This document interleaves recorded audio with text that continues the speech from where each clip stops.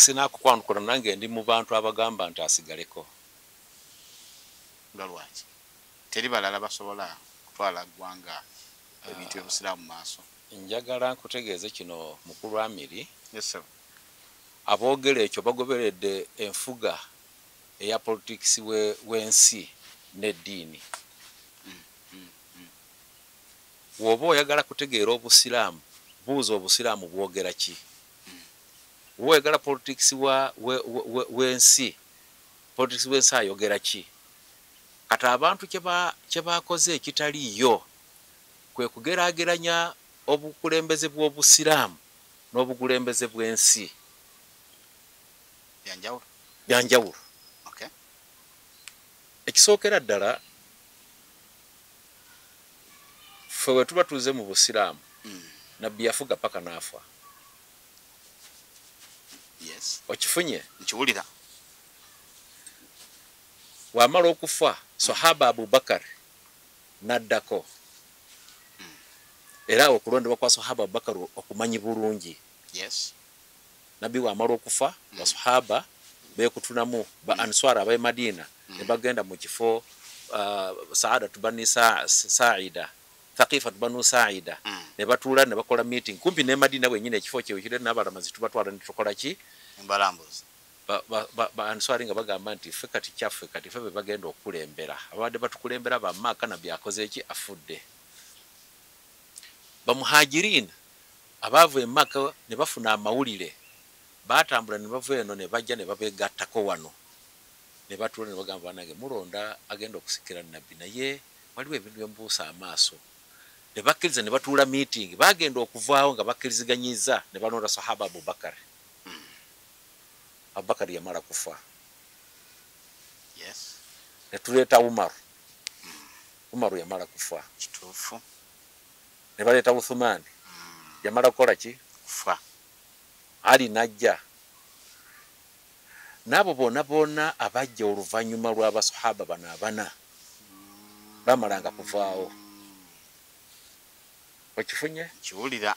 Kati kankuwa ekifaananyi ekisinga okubeera ekikulu. Genda ku mufuti w'e Saudi. Ibn Baz yakulembera obusiraamu myaka emeka nga ye mufuti wa Saudi banga ki paka kufa. Gwe yaddira mu bigere yamala kufa naye najja yamala kufa ne yamuddira mu bigere naye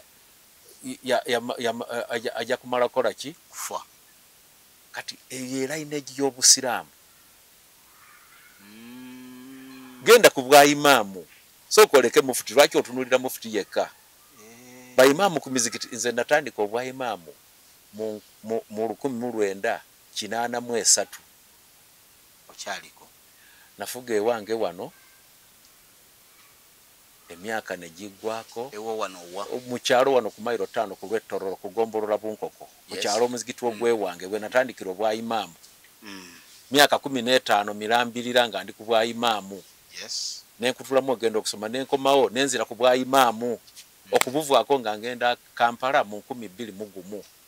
Kati wobala 82 paka mu 2001 myaka emeka? Leeta ne ba imaamu abalala tulaba ba imaamu abalala mu byalo. Leka ba imaamu genda ab'amatwale. Leeta ba district kavi. Kati bwe tuba tuli kunaniya obusiraamu obukulembeze tetukyusanga okyusa olugoye nti kati gwe vaako kati gwe komawo wamala kubeerawo ensonga. Ate ensonga weeri akati mufuti si ye yeeyongeza. Okay. Kyonjagala ensi etegeere. Ne mufuti taanawandiikako bbaluwa nti banange mpezeza emyaka 7 kati munyongere emyaka 5. Taanawandiikako bbaluwa. Ushihidu billah. Mbeera ku management. Twatulanga management ne tubuuza mufuti emyaka ya gigenda kuwera 7. Entegeka eri etya ye n'agamba nti enkiiko weeziri ezitunula mu nsonga eyo sinze. Ekyo omulundi ogutali gumu egitali ebiri.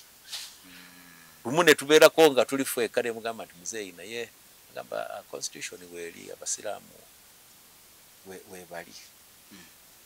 kati okulondebwa mufuti omulundi guno okumwogamba nti bamwongedde ekisanja si kumwongera kisanja. Emyaka 7 gyaluma ng'etambulira mu constitution enkadde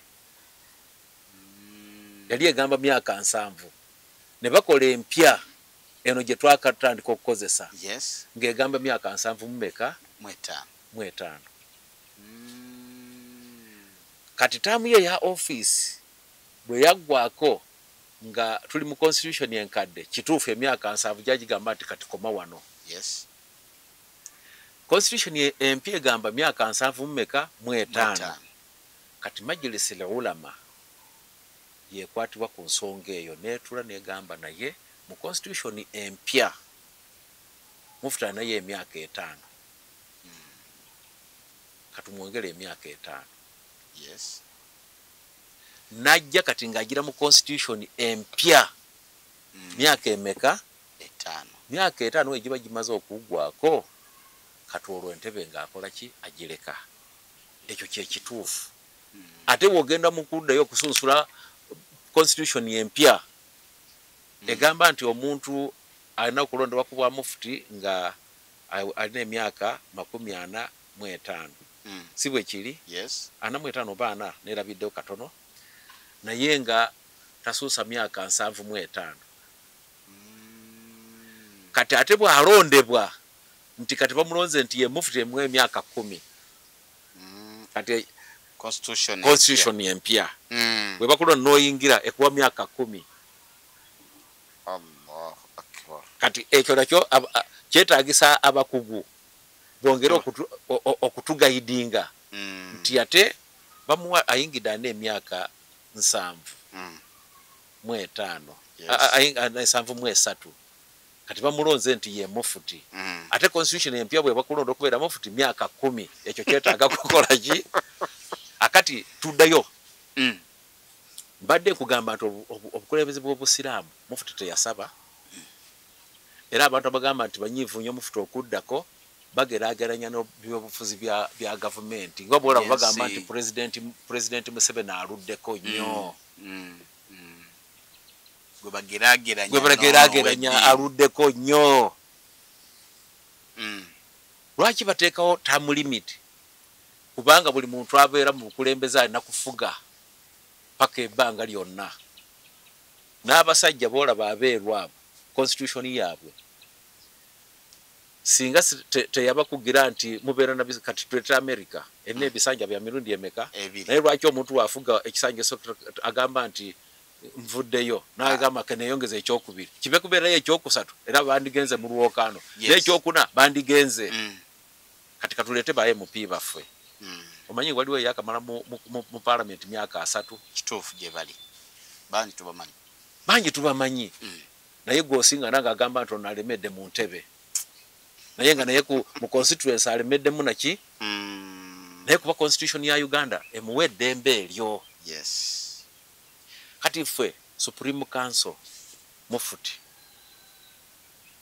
yagibwa mu mbeera ey'okulondebwa bamemba ba General Assembly abantu 2 n'omusobyo. Okiraba? Mpulira. Leeta abantu abalala abalonda.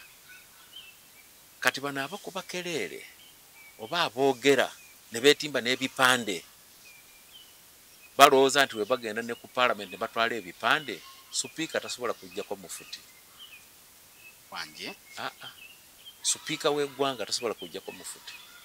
Speaker w'eggwanga Uganda era naye Supiika mwenyini anda constitution naye mufuga wona atwalayo ebipande nti mufuti ono tumukoye ajagamba nti constitution yamwe eriwa. Nanka Supiika bagenda ne batwala ebiwandiiko n'ebipande nga beetimbye nti mufuti tebamwagala yakomyewo ku kisanja naye Supiika tasobola kujjako mufuti kuba Supiika ye omuntu amanyi amateeka nga we gakola ki we gatambula. Ne bwogenda mu constitution ya Uganda parliament gyekozesa ey'eggwanga temuli mufuti ye Supiika ajagamba kale muzze mulese n'ebiwandiiko kale naye constitution mufuti ajja atya waliwo kati nalabye ku mikutu nga bawandise n'ebbaluwa embassies bawandikidde embassies zonna wallahi ambasada ba Uganda basi zonna mu nsi ne bwe bakuŋŋaana ne bajja ne batuula tebasobola kujjako mufuti tebasobola mwina maanyi kyago mateeka alimusilimuuna ala shurutihim abasiraamu tulina obulombolombo bwaffe tweteekerawo constitution etufuga n'olwekyo nti ensi yonna baambassadors bonna ab'ensi zonna bamufuti bonna ab'ensi zonna bwe batuula ne bakuŋŋaana tebasobola kumuggyako tebasobola kujjako kiddayo mu constitution yaffe constitution eno empya constitution enkadde yali ekolebwa nti bamemba ba General Assembly basobola okutuula ne bajja mufuti ne bamugjamu obwesige era kyaliwo walabanga ebiseera ebyemabega kati constitution eno baseeka baatuula ne bagamba General Assembly ebeeramu abantu abatali bamanyi baddiini tebasobola kulonda mukulembeze agenda okulira ebyeddiini kati ne bateekawo olukiiko lw'abamajlisi ulama lwelutunula mu nsonga eyo ne lusalawo ani aky okubeera mufuti n'ebisaanizo ebiba bizze era olaba baatudde ne basunsula ekifo kya second deputy mufuti kyabaddeko embiranyi kwabaddeko abantu enkalu abantu aba basatu wallahi akakiiko kakusunsulira ddala bamaliriza nga Dr. Hafidh Haruna Bukenya nga yawangudde kati ye deputy mufuti bwemala okumulonda mu majlisi ulama olukiiko olw'abamanyi bali bantu 20 ne batuula joint session amakulu nti majlisi ulama ne executive nabo bantu 20 ne babeera bantu 20 ne bakakasa ensonga kati wokola ekintu kyonna ekikwatagana mu mufuti wabweru w'abantu bano 40 tolina wokitwala kati bwemala okukkaanya nga bwe bakkaanyiza General Assembly wegenda okujjira mu Desemba okutuula bagenda kwanjulirwa nti bannange bwe mutaali twatuula ne tulonda mufuti emyaka 5 nga constitution bwegamba kati General Assembly bajanjulira for noting akagamba ko njagala oketegereza babamanyise for noting so sate kukubaganya biroozo ate kyaze kitya akati kye kugamba nti bwe buti obukulembeze bwe bukola ki bwe butambula n'olwekyo omuntu yenna bw'abazze abantu boogedde ebintu ebikankanya ensi okuva emweke tubadde tulonda tutya tunuulira abantu ababadde n'ebipande omanyi nze ntera okuddukanya mu comments wadde bavumirayo naye nemanya nti ensi yaffe bweri oli yagambye nti naye abasinga nga tebalina nkoofiira ye obusiraamu nabupimira ku nkoofiira nagamba kale bandyambaddeko enkoofiira n'ekanzu tumanye nti abo baki abasiraamu be balwanirira ekyokubiri status gye balina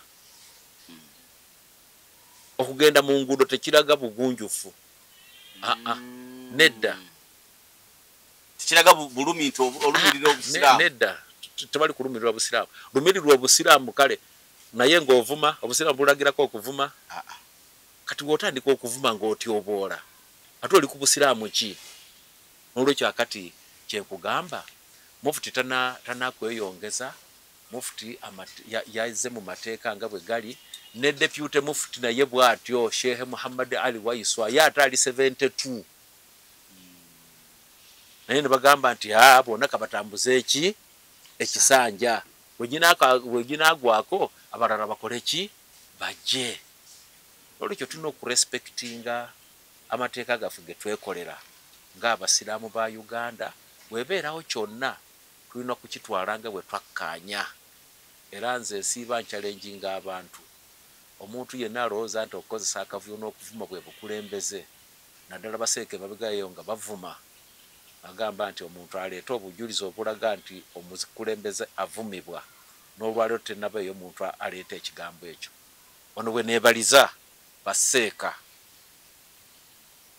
sinnalabayo seeka yenna avaayo ku mukutu lwatu bwe ŋŋamba seeka n'abalala bangi nnyo beetuuma baseeka naye oba oyagala kumusunsula mugambe nti nyanjulirizaako wano ebitabo byonga bwe wasoma si nti buli muntu ajja okusoma aya nti qaala Allahu taala nti seeka ensonga eno bagirekedde abantu abalala ab'omu nguudo bano bayesi bulina okugamba nti mpaaka amakulu ga alifatiha nga tasobola nakukuwa oyo kati ali mukuba agamba nti mufuti muki n'olwekyo mufuti taneeyongeza majilisi ulama n'ejondi session we batule ne bagamba katwanjule ki ensonga eno abakulu basigale nga bakola ki nga bwe twetegeka okugenda mu kuleeta bukulembeze obulala sibe tebaasaba ekyo nkiddamu tebannasaba wabula bano be baatule ne bakola ki ne babanga basalawo nti omukulu agende mu maaso. Okay. Mukadde naam nga tukomenkereza otuula ku management ate oba ne mufuti ku Lusegere katola nteekateeka ki eziriwo ez'okukyusa obukulembeze? Kino nja kukyogera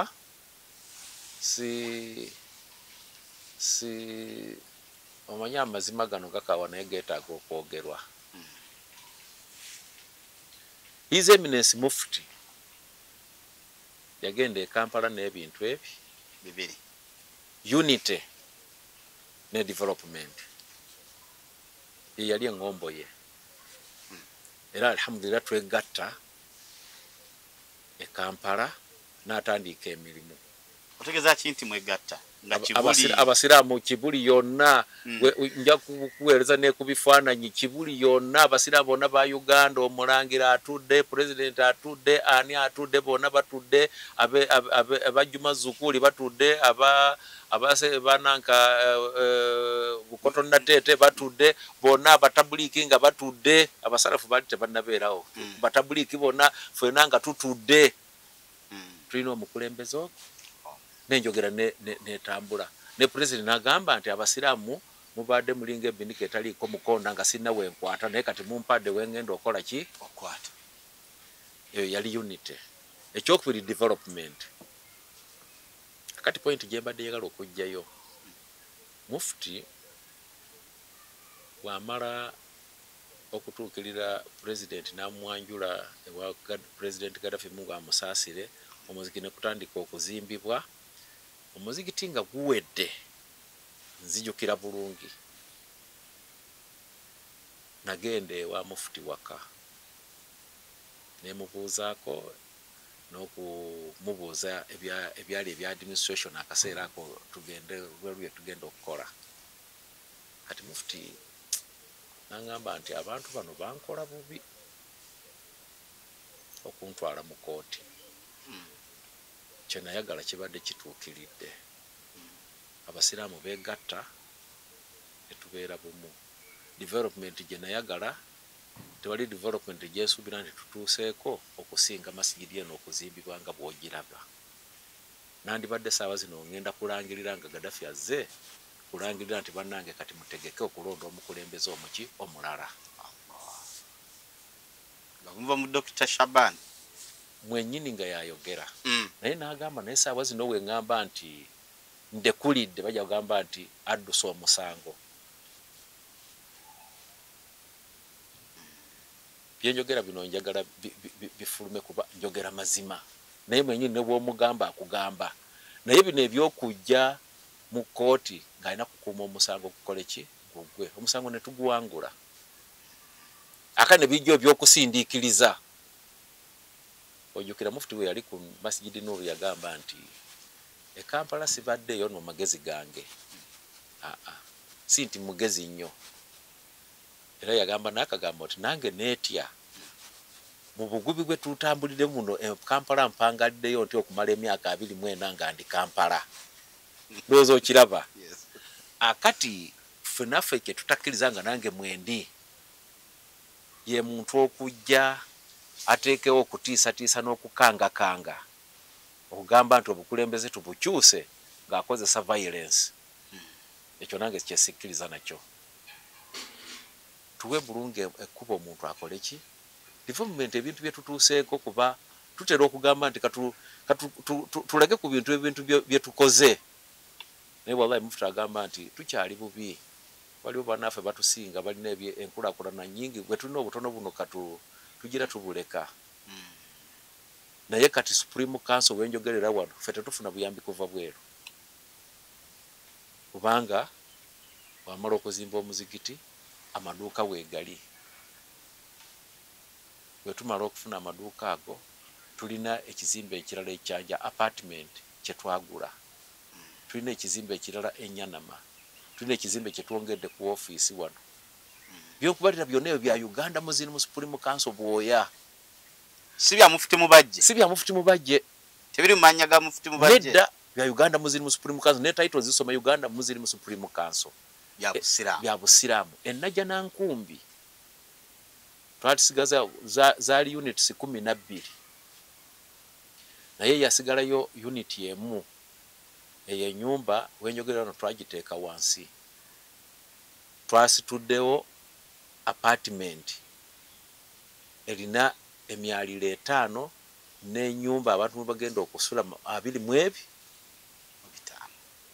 self contained nene eringa bwolaba ekizimbe kino esinga na kino obunene akati ekyo wenyogerera wano batandise okuggala kuteekamu madinisa na kiki kati Supreme Council njagala nkutegeeze nti yayimirizaawo kati ffe kye tutaagala ffe nga ffe twagala omuntu wabanga akoze tubeere n'engeri gye tumuhandolingamu ey'okumusiima so si kumala gavuma we tugenda e Kampala twasingananga embeera mu butuufu si yaki naye abantu basooke tukkirizeko ekikoleddwako so si kusiga muntu tosi na kuvuma na kulangira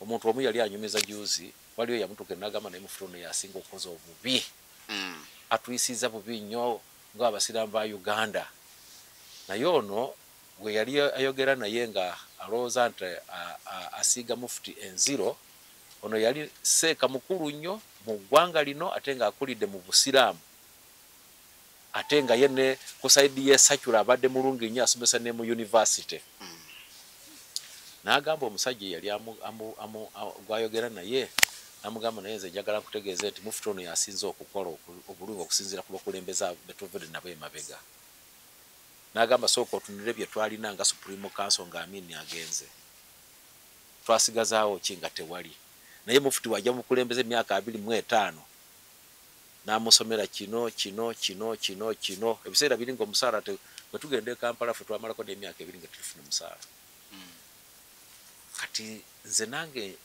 endaba eyange tetujja kusiima muntu nga tumuvuma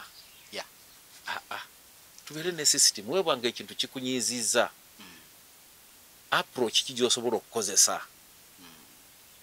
approach ki naye kati bavumye omukulembeze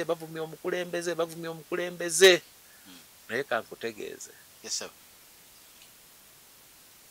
hadithi nabbi gyagamba nti atadiruna manil muflis omanye omuntu omwavu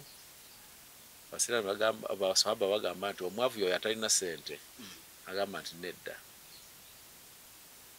al muflis y'omuntu maniyati yawma alqiyama neswala nezaka naki naye najja wakati shatama hadha ng'alina omuntu gwe yakola ki gwe yavuma wakadhafa hadha n'atemerera omuntu ebigambo kanyimirire ku bibiri ebyo wallahi abantu balowooza nti bavuma Mufti naye omusajja wa Mungu asirise naye ebivumu byonna bagenda kumusasula wallahi nabbi talimba togenda kuva mu bbadiro okujjako ng'omuntu gwe wavuma omaze kumusasula nze mbeerawo nensiga neŋŋamba ye naye ya Rabbi Mufti nga minzaani ye Mungu agisitudde ate nensaasira abamuvuma okuba tebamanyi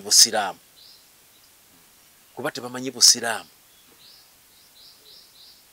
kati kwe kugamba nti ffe nga ffe Supreme Council weeri ate tegenda kuggwaawo enkya naye tuweeko respect abakulembeze genda mu administration yokka tumanyi bwe twatandika ffe mu 2001 ne bwe tutuuse ne bye twasiŋŋaanawo nakati tulaba nga waliwo okooki enjawulo kati tusooke tukkirize abantu bali power hungry naye kati kino kasooke nkubuuze mukulu Amiri nga twalaze ensi ng'abasiraamu bwe tuli abajega nti emyaka 7 giweddeko mufuti fuluma ogende ofiisi kati tuleetaani no kampozinge ekibuuzo ekyo kale tukkiriza nga 12 omwezi ogwokusatu yawezeza emyaka 7 kati nga tugamba nti mufuti kwata fayiro yo n'ebiwandiiko ebibyo nga gwe ofulume ofiisi omulala gye kati ani gwe tuteekamu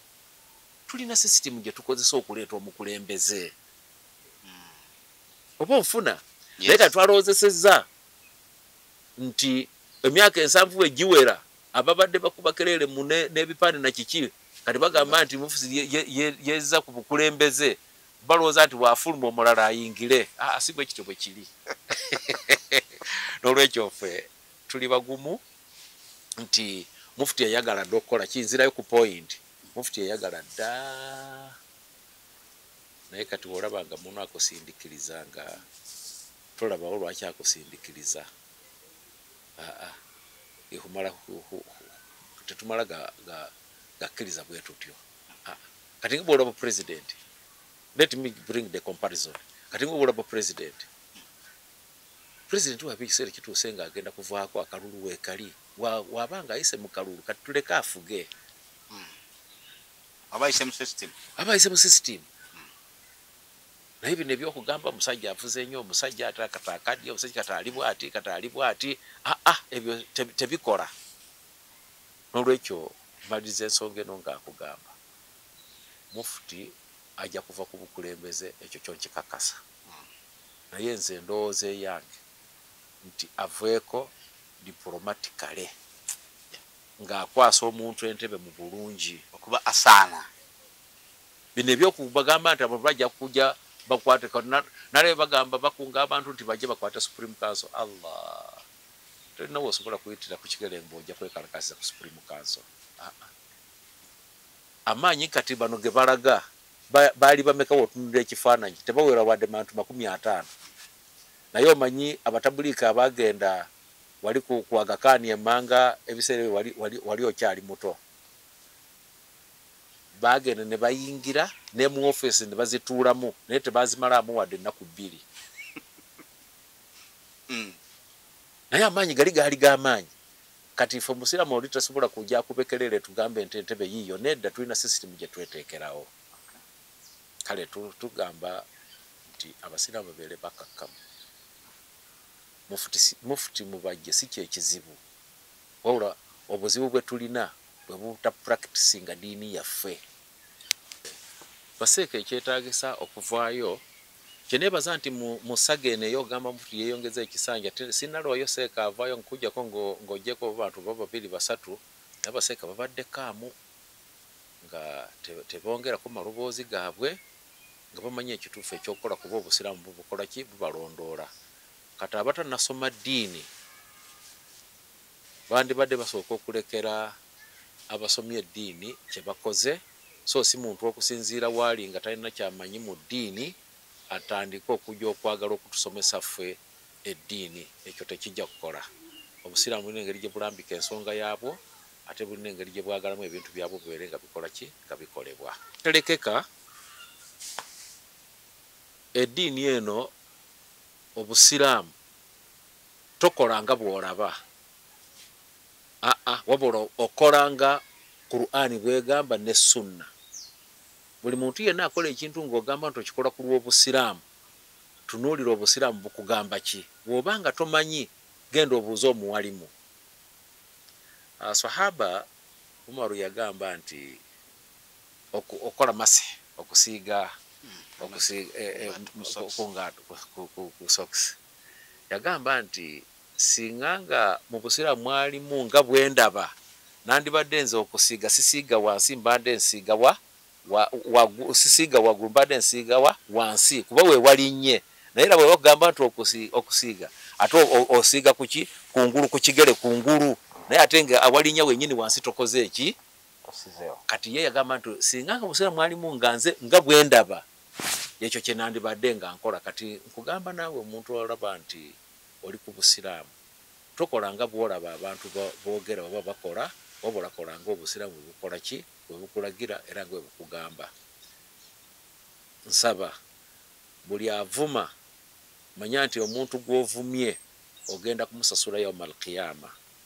Ebivumo ebirungi bwebikuggwako nga wavuma bajja kuddira ebibi byona omuntu gwe wavuma babimuggyeko babikwambike gwe oyingire mu muliro. Kyenkugambye nti abavuma begendereze balowooza nti bikomyawo naye bisigala bikola ki, bitambula. N'olwekyo obusiraamu si kuvuma, obusiraamu si kutyoboola, obusiraamu kussa mu nkola mateeka ga Allah subhanahu wa ta'ala. Naam, tusibule abatulaba n'abatuwuliriza nebaza akadde kemumpadde naddala okusingira ddala mutabani Amiri Musakulu omukisa guno ogw'okutambuza daawa n'okuba nti isiima baseeka bonna abali ku mulimu gwa daawa, abasiraamu bonna abali ku mulimu gwa daawa okuyamba obusiraamu, abazadde baffe bonna mbeere nga tunywerera ku busiraamu bwaffe. Allah abeere nga atusaasira. N'ebigambo ebyo, wassalaamu alaikum wa rahmatullahi wa barakatuhu.